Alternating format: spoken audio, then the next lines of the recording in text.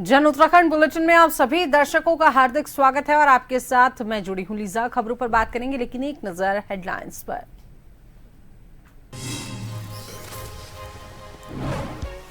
मुख्यमंत्री पुष्कर सिंह धामी के दिल्ली दौरे का दूसरा दिन, केंद्रीय मंत्रियों से कर सकते हैं मुलाकात। राज्य की विभिन्न विकास योजनाओं और परियोजनाओं के संबंध में होगी वार्ता। मंत्रिमंडल विस्तार की भी कवायद तेज। नैनीताल के जिला उद्योग में ट्रेनिंग के बाद युवाओं को सौंपे प्रशिक्षण प्रमाण पत्र। मुख्यमंत्री योजना के तहत लाभार्थियों ने लगाए थे अपने यूनिट। रोजगार के लिए सब्सिडी युक्त लोन भी कराया उपलब्ध। दून पुस्तकालय एवं शोध केंद्र की चतुर्थ जनरल बॉडी मीटिंग, मुख्य सचिव आनंद बर्धन ने की अध्यक्षता। प्रदेश के रजत जयंती वर्ष के अवसर पर एक सप्ताह होंगे विशेष आयोजन।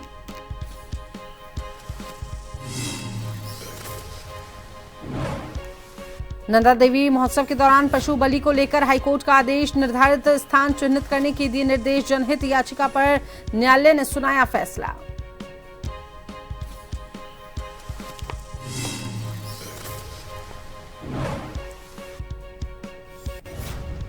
देहरादून, उत्तरकाशी और बागेश्वर में भारी बारिश की संभावना। मौसम विभाग ने जारी किया orange alert, yellow alert. Bageshwar में स्कूलों और आंगनबाड़ी केंद्रों में अवकाश।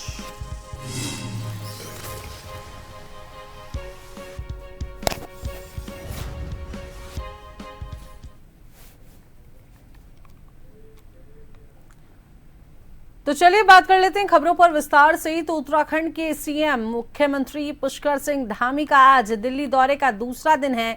सीएम धामी यहां केंद्रीय मंत्रियों से मुलाकात करने वाले हैं। इसी के साथ राज्य की विभिन्न विकास योजनाओं और परियोजनाओं के संबंध में वार्ता होगी।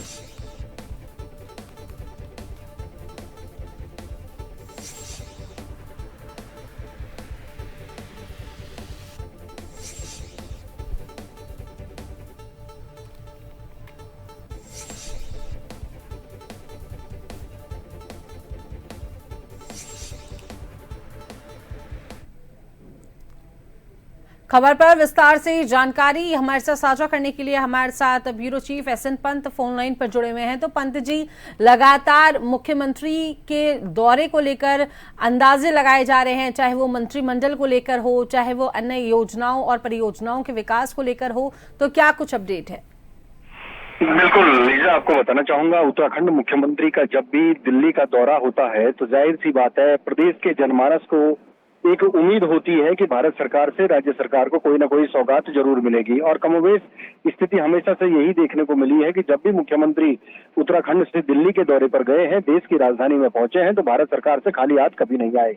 इस बार भी उत्तराखंड सरकार के मुख्यमंत्री आपदा के बड़े पैकेज को लेकर भारत सरकार से गुहार लगाने गए हैं कि उत्तराखंड में जो जगह जगह लैंडस्लाइड हुआ है, भूस्खलन हुआ है, पुनर्वास करना है, लोगों को शिफ्ट करना है, रेस्क्यू ऑपरेशन लगातार चलाए जा रहे हैं, एसडीआरएफ एनडीआरएफ की टुकड़ियां काम कर रही है, बीआरओ और पीडब्ल्यूडी सड़कों को बनाने का काम कर रहा है, पुलों को अस्थायी रूप से बनाने का काम कर रहा है, ताकि जब मानसून सीजन खत्म हो जाएगा तो उसके बाद उत्तराखंड के संपूर्ण विकास का खाका जो कि कहीं ना कहीं डैमेज हो गया है मानसून की वजह से, उसको दुरुस्त किया जाएगा। उस पर एक बड़े पैकेज की आवश्यकता है। उसको लेकर के उत्तराखंड के मुख्यमंत्री दिल्ली गए हैं, केंद्रीय मंत्रियों से मुलाकात करेंगे। आज उनकी मुलाकात खेल मंत्री से भी होने वाली है, रेल मंत्री से होने वाली है, इसके अलावा ग्राम विकास मंत्री से होने वाली है, कृषि मंत्री से होने वाली है। यानी वो तमाम चीजों का आकलन राज्य सरकार की ओर से भारत सरकार के मंत्रियों के सामने रखेंगे और जाहिर सी बात है कोई ना कोई पैकेज उत्तराखंड को या राहत के तौर पर जरूर मिलेगा। इसके अलावा संगठन के विस्तार को लेकर वो भारतीय जनता पार्टी के केंद्रीय आलाकमान से भी मिलेंगे और मौजूदा उत्तराखंड सरकार में जो कैबिनेट मंत्री के पद खाली चल रहे हैं उनमें विधायकों की भरपाई करके मंत्रालय दिए जाएंगे, जो कि तमाम समीकरणों को साधते हुए, चाहे वो जमसार बाबर का क्षेत्र हो, गढ़वाल और कुमाऊं का हो, मैदान और तराई का हो, इन तमाम समीकरणों को साधते हुए मुख्यमंत्री अपनी कैबिनेट का विस्तार करेंगे। लेकिन केंद्रीय आलाकमान से हरी झंडे के मिलने के बाद ये विस्तार होगा और उम्मीद ये लगाई जा रही है कि श्राद्ध खत्म होने के बाद जब नवरात्रे शुरू होंगे तो धामी कैबिनेट का विस्तार इसमें होगा। जी शुक्रिया पंत जी, तमाम जानकारी हमारे साथ साझा करने के लिए। तो सीएम धामी दिल्ली दौरे पर है, जिसको लेकर लगातार अटकलें तेज हो गई हैं। अब देखने वाली बात यह होगी कि मुख्यमंत्री के दिल्ली से लौटने पर वो क्या कुछ सौगातें अपने साथ लेके आते हैं, क्या कुछ प्रदेशवासियों के लिए तोहफा वो अपने साथ लाने वाले हैं।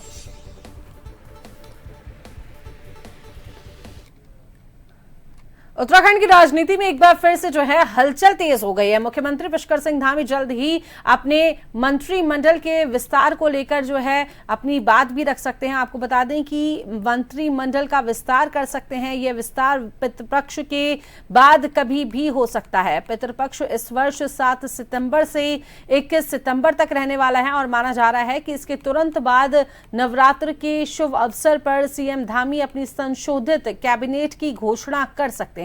मुख्यमंत्री की मंत्रिमंडल विस्तार को लेकर पार्टी हाईकमान ने आवश्यक चर्चाएं जो हैं अब शुरू हो गई हैं।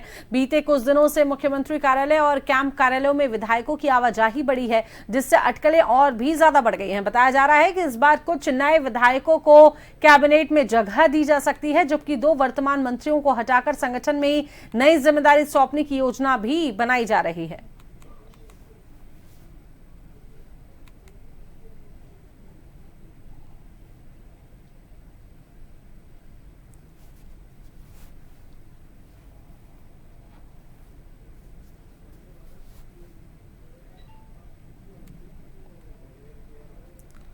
दरभंगा के कार्यक्रम में पीएम मोदी की दिवंगत माता पर की गई अभद्र टिप्पणी को लेकर भाजपा ने तीखा विरोध जाहिर किया है। भाजपा प्रदेश प्रवक्ता हनी पाठक ने कहा कि यह बयान मातृ सम्मान और भारतीय संस्कृति का अपमान है। उन्होंने राहुल गांधी व तेजस्वी यादव पर मौन समर्थन का आरोप लगाया। देहरादून में भाजपा महिला मोर्चा और पदाधिकारियों ने एसएसपी को ज्ञापन सौंपकर एफआईआर की मांग की।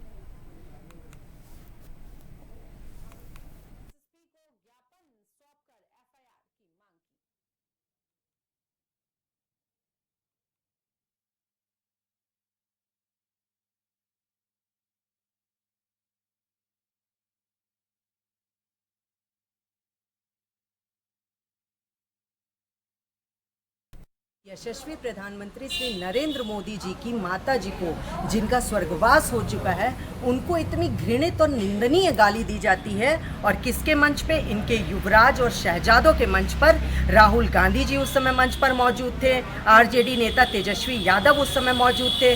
उनके सामने इस तरीके की अभद्र टिप्पणियां करी गई, अभद्र गाली दी गई और उनका मौन साधना ये दर्शाता है कि वो उसमें मौन समर्थन दिए हैं, जो कि हमारा भारतवर्ष किसी प्रकार से बर्दाश्त नहीं करेगा। ये हमारे 140 करोड़ भारतवासियों को एक देने वाला वो दंश है जो भारतवर्ष कभी भी भूल नहीं सकता।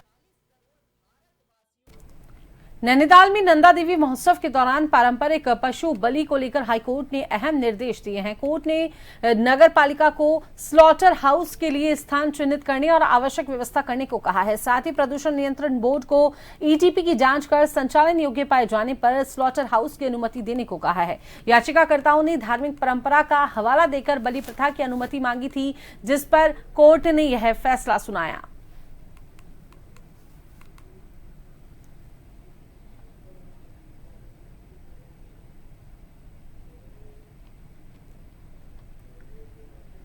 डोईवाला के एक सिख परिवार ने पर्यावरण संरक्षण की दिशा में मिसाल पेश की है।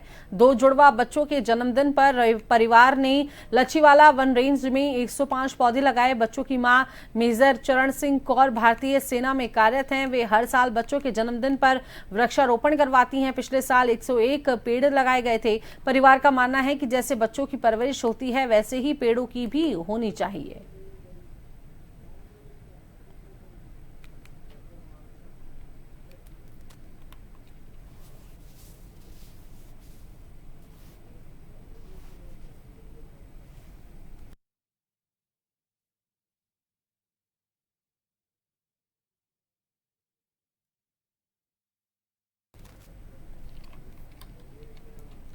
उत्तराखंड के पहाड़ी जिलों में मौसम एक बार फिर से बिगड़ गया है। मौसम विभाग ने देहरादून, उत्तरकाशी और बागेश्वर जिलों के लिए ऑरेंज अलर्ट और टिहरी, रुद्रप्रयाग, चमोली, पिथौरागढ़ व पौड़ी जिलों के लिए येलो अलर्ट जारी किया है। साथ ही गर्जन और बिजली गिरने की आशंका भी जताई है।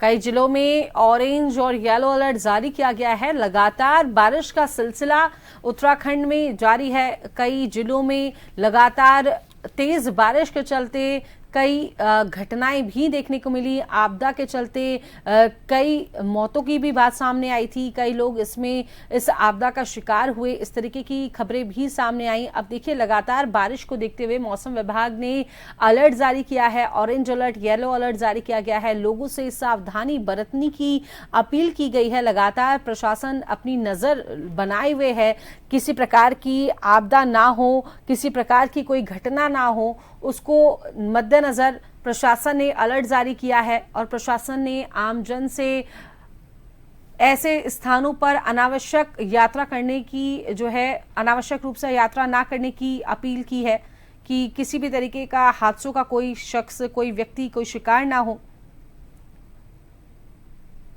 उत्तराखंड में भारी बारिश का कहर लगातार देखने को मिल रहा है।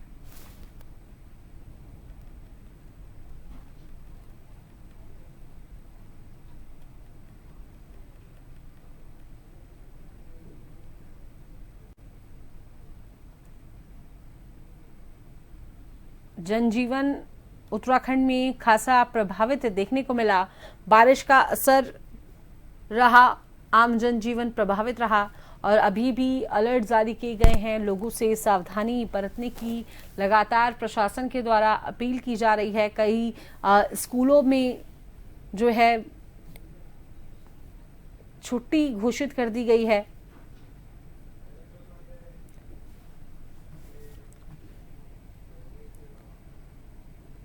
खबर पर विस्तार से जानकारी साझा करने के लिए हमारे साथ संवाददाता शैलेंद्र पांडे फोन लाइन पर जुड़े हैं। तो शैलेंद्र, लगातार बारिश का कहर, बारिश का सितम लगातार देखने को मिल रहा है, आम जनजीवन प्रभावित हो रहा है। तो अभी मौसम को लेके क्या कुछ अपडेट है और क्या कुछ अभी प्रशासन ने एडवाइजरी जारी की है? बता दें कि उत्तराखंड में लगातार पिछले एक माह से लगातार बारिश हो रही है, जिसके कारण लोगों का जनजीवन अस्त व्यस्त हो गया है। कहीं पहाड़ों में भूस्खलन हो रहा है, कहीं बारिश पड़ रही है, लगातार ऐसी घटनाएं चल रही हैं। अगर आज की बात करें तो आपको देहरादून, उत्तरकाशी और बागेश्वर में भारी बारिश को लेकर के ऑरेंज अलर्ट जारी किया गया है। वहीं टिहरी, रुद्रप्रयाग, चमोली, पिथौरागढ़ और पौड़ी में बारिश को लेकर के येलो अलर्ट जारी किया गया है। उत्तरकाशी में आज और कल भी ऑरेंज अलर्ट जारी किया गया था। साथ ही अगर बात करें तो कई जनपदों में जैसे उधम सिंह नगर, बागेश्वर, उत्तरकाशी और रुद्रप्रयाग में आज सभी स्कूल बंद हैं। तो बारिश के कारण लोगों का जनजीवन वैसे शासन प्रशासन द्वारा लगातार लोगों से अपील की जा रही है कि नदी से दूर रहें और जब भी यात्रा करें अनावश्यक रूप से बाहर न निकले। जो भी यात्रा करें तो मौसम विभाग के पूर्वानुसार ही अपना कोई यात्रा करें। तो अगर उत्तराखंड की बात किया जाए तो लगातार बारिश के कारण जनजीवन, अगर मैदानी क्षेत्रों की बात की जाए तो नदियों उफान पर है, इसलिए लोगों को काफी परेशानियों का सामना करना पड़ रहा है। लीजा जी, शुक्रिया शैलेंद्र, तमाम जानकारी हमारे दर्शकों के साथ साझा करने के लिए।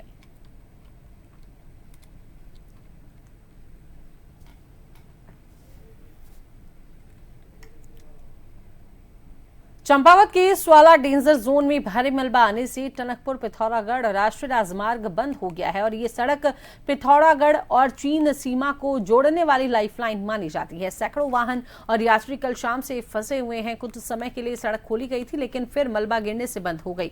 एनएच अधिकारी दीपक जोशी ने जानकारी देते हुए बताया कि मलबा हटाने का कार्य जारी है, लेकिन लगातार गिरावट से दिक्कतें आ रही हैं।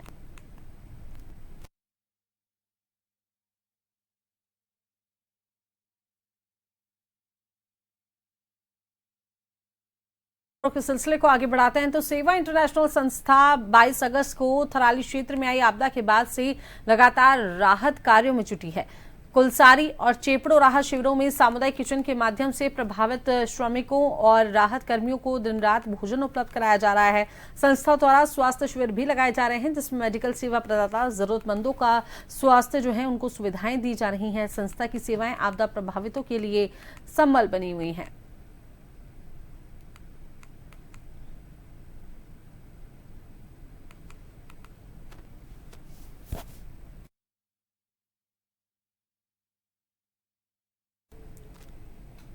हल्द्वानी में मुख्यमंत्री स्वरोजगार योजना के तहत बेरोजगारों के लिए सरकार की तरह की गई योजनाएं जो हैं चलाई जा रही हैं, जिससे कि लोग स्वरोजगार अपनाकर अपनी आर्थिक स्थिति मजबूत कर सके। और इसी के तहत जिला उद्योग केंद्र नैनीताल द्वारा योजना के लाभार्थियों को प्रशिक्षण प्रमाण पत्र वितरण किया जा रहा है।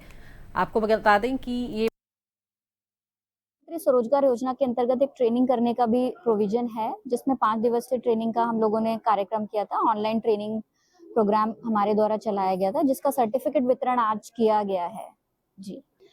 इसमें 118 लोगों को ऑनलाइन जोड़ के हमने ट्रेनिंग कराया था और इतने ही लोगों को हमने आज सर्टिफिकेट वितरण किया है जी। इस वित्तीय वर्ष के लिए लगभग 725 का हमको लक्ष्य प्राप्त हुआ है MSY योजना के अंतर्गत, और हमने लगभग 350 एप्लीकेशन बैंक को भेज दिए गए हैं, जिसमें से हमारे लगभग 30 एप्लीकेशन पर सैंक्शन एंड डिस्बर्समेंट भी बैंक के द्वारा किया गया है। मुख्य सचिव आनंद वर्धन की अध्यक्षता में सचिवालय में दून पुस्तकालय एवं शोध केंद्र की 4th जनरल बॉडी मीटिंग की गई। बैठक के दौरान दून पुस्तकालय से संबंधित विभिन्न विषयों पर चर्चा हुई। मुख्य सचिव ने कहा कि रविवार को दून पुस्तकालय खुला रखा जा सकता है, जिससे अधिक से अधिक बच्चों इसका जो है लाभ उठा सकते हैं। मुख्य सचिव ने कहा कि दून पुस्तकालय में नियमित रूप से विदेशी भाषा सीखने हेतु कार्यक्रम चलाए जा सकते हैं। उन्होंने इसके लिए संभावनाएं तलाशी जाने की बात कही।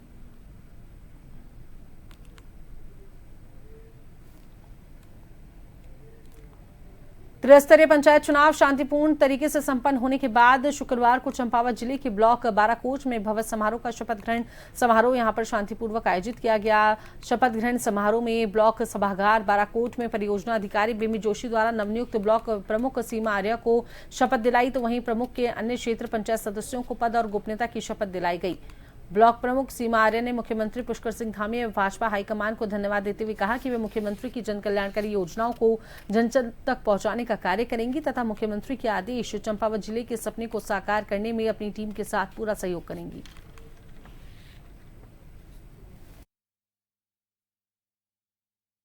ब्लॉक सभागार में शपथ ग्रहण का कार्यक्रम किया गया, जिसमें लोहाघाट DRDO की परियोजना अधिकारी बिम्मी जोशी द्वारा शपथ दिलाई तथा सभी क्षेत्र पंचायत सदस्यों द्वारा शपथ ग्रहण का कार्यक्रम शांतिपूर्वक संपन्न किया गया। मेरा प्रयास विकास खंड को व क्षेत्र को विकसित करना रहेगा। स्तरीय पंचायत निर्वाचन 2025 शांतिपूर्वक संपन्न हो गए थे और आज मेरे द्वारा समस्त जो क्षेत्र पंचायत कार्यकारिणी है उसको शपथ ग्रहण करवाई गई। माननीय प्रमुख जी को शपथ ग्रहण करवाते हुए समस्त सदस्यों के द्वारा शपथ कार्यक्रम में प्रतिभाग किया गया, शपथ ग्रहण की गई और शपथ कार्यक्रम जो है संपूर्ण शांतिपूर्ण तरीके से संपन्न हुआ। चंपावत जिला मुख्यालय स्थित ब्लॉक सभागार में नवनिर्वाचित ब्लॉक प्रमुख और क्षेत्र पंचायत सदस्यों का शपथ ग्रहण समारोह शांतिपूर्ण तरीके से संपन्न हुआ।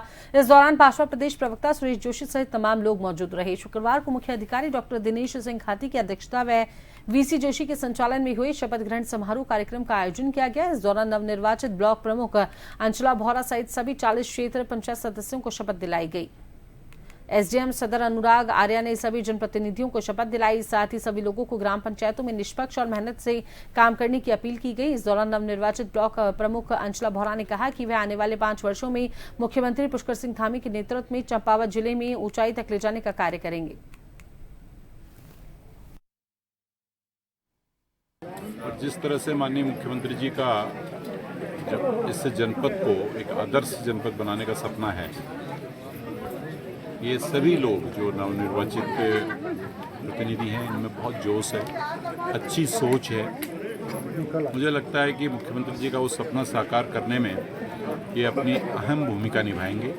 और बहुत अच्छी बात ये है कि अधिकतर इसमें जो सदस्य चुने गए हैं, बहनें जो चुनी गई हैं, वो सब युवा हैं। तो युवा सोच और युवा जोश के साथ जो आदर्श चंपावत का सपना है वो साकार होगा। सभी विकास खंडों में क्षेत्र पंचायत के प्रमुख उप प्रमुख और इसका जो है शपथ ग्रहण समारोह संपन्न हुआ था प्रातः, और उनकी सभी की जो तिथि बैठक की तिथि है वो दिनांक 4 को पुनर्निर्धारित कर दी गई है। और जो बैठक का क्षेत्र पंचायत का कार्यकाल होगा वो बैठक के कार्यकाल से स्टार्ट होगा। 4 तारीख को प्रथम बैठक होगी और इसी तरह से जिला पंचायत के शपथ ग्रहण समारोह के लिए भी 5 सितंबर का जो है समय निर्धारित किया गया है। लक्ष्य का देखिए यही रहेगा अभी फ़िलहाल तो मेरा कि जो भी हमारी टीम है क्षेत्र पंचायत सदस्यों की, मैं सबसे आपके चैनल के थ्रू ये कहना चाहती हूँ कि हम लोग मिलकर सहयोग से आपसी कार्य करेंगे, सभी अधिकारियों के साथ, कर्मचारियों के साथ मिलकर आपसी समन्वय से काम करेंगे और एक अच्छी टीम बनकर एक अच्छा उदाहरण चंपावत विकास खंड का प्रस्तुत करेंगे। आपस में कोई हम मनमुटाव न रख के, एक दूसरे से कोई भेदभाव न रख के, एक दूसरे के मान सम्मान का विशेष